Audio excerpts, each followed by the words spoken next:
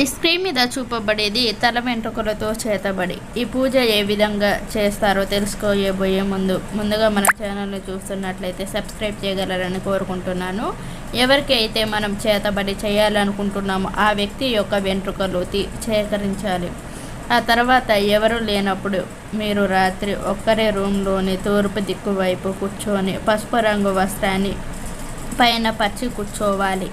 మీ ఎదురుగా నలుపు రంగు వస్త్రాన్ని పరిచి దానిపైన ఒక స్టార్ గుర్తుని గీయాలి. ఆ గుర్తు పైన కుంకుమ వేసి మీ దగ్గర ఉన్న వెంట్రుకని దానిపైన పెట్టాలి. ఆ తర్వాత కళ్ళు మూసుకొని ఓం క్లీం ఆ వ్యక్తి పేరు కురుకురో స్వాహ అని 108 సార్లు జపించాలి.